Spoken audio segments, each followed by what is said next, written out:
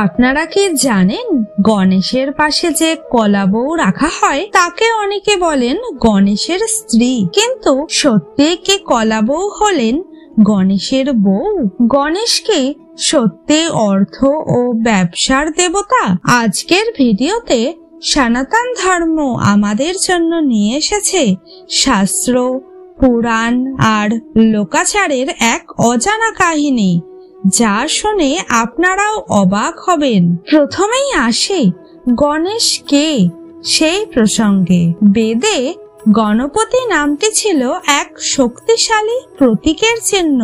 ঋগ্বেদের মন্ত্রে বলা হয়েছে গণানাং তাওয়া গণপতিম হোবামহে, অর্থাৎ গণের নেতা বা সকল শক্তির প্রধান। তবে হাতির মুখওয়ালা যে গণেশকে আমরা এখন দেখি, সেই রূপটা ধীরে ধীরে বিকশিত হয়েছে শিব পুরাণ এবং ব্রহ্মবৈবর্ত পুরাণে। পুরাণে বর্ণিত হয়েছে কিভাবে শিব পার্বতীর পুত্র গণেশ দেবলোকের বিঘ্ননাশক হয়ে উঠলেন এবং কিভাবে দেবতারা প্রতিটি শুভ কাজের আগে তার পূজা করলেন। তাহলে প্রশ্নের উত্তর স্পষ্ট, হ্যাঁ, গণেশ শাস্ত্রসম্মত দেবতা এবং তিনি চিরকালই জ্ঞান ও বিঘ্ন নাশের প্রতীক হিসাবে পূজিত হয়ে আসছেন। এবার আসি সবচেয়ে আলোচিত রহস্যে। কলা বউ কি সত্যি গণেশের বউ? দুর্গাপূজার ষষ্ঠীর দিনে আমরা দেখি কলা গাছকে স্নান করিয়ে, সিঁদুর পরিয়ে, শাড়ি পরিয়ে দুর্গার মণ্ডপে বসানো হয়, আর সেই কলা বউকে গণেশের পাশে রাখা হয়। লোকমুখে এই কারণেই বলা হয় কলা বউ মানে গণেশের স্ত্রী, কিন্তু শাস্ত্রে গণেশের স্ত্রীর রূপে উল্লেখ আছে ঋদ্ধি এবং সিদ্ধির, কলা বউয়ের নয়। তাহলে কলা বউ আসলে কে? শাস্ত্র বিশারদরা বলেন কলা বউ আসলে গঙ্গা দেবীর প্রতীক। কলা গাছ জল, শুদ্ধতা আর ঐতিহ্যের প্রতীক, আর গঙ্গা দেবীও তাই।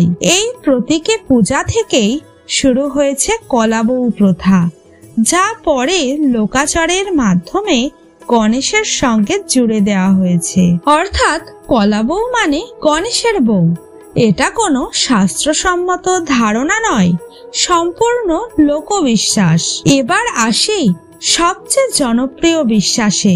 গণেশ পূজা করলে কি অর্থ, ব্যবসা বা কেরিয়ারে উন্নতি হয়? ব্রহ্মবৈবর্ত পুরাণে বলা হয়েছে গণেশকে বলা হয় বুদ্ধি ও সিদ্ধির দেবতা।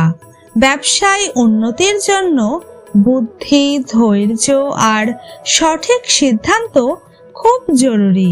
আর গণেশ পূজার মাধ্যমে মানুষ এই মানসিক শক্তি লাভ করে।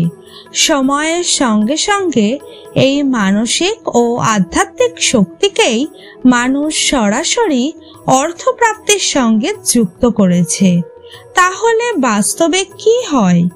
গণেশ পূজায় আপনি মানসিকভাবে স্থির থাকেন, আত্মবিশ্বাস পান আর সঠিক সিদ্ধান্ত নেন, ফলে স্বাভাবিকভাবে কাজের ফলাফল উন্নত হয়।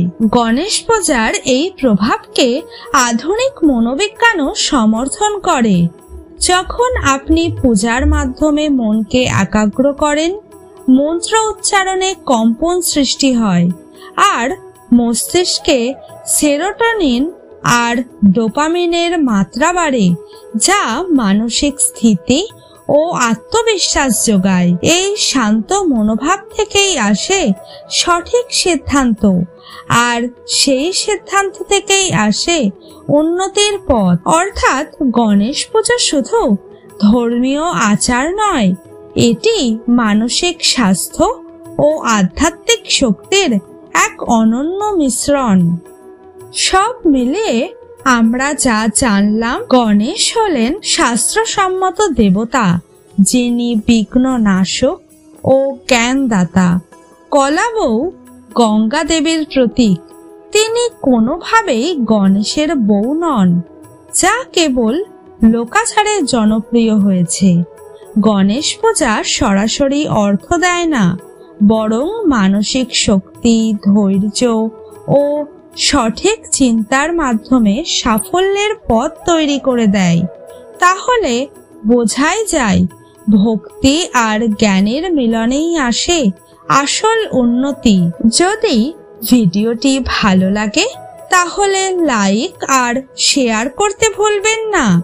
আর এমন শাস্ত্রসম্মত তথ্য, অজানা কাহিনী আর আধ্যাত্মিক জ্ঞান পেতে সনাতন ধর্ম চ্যানেলটিকে সাবস্ক্রাইব করে দিন। ভক্তি, জ্ঞান আর সত্যের পথে আমরা থাকবো একসাথে। আবার দেখা হবে পরের ভিডিওতে। শ্রী গণেশায় নমঃ।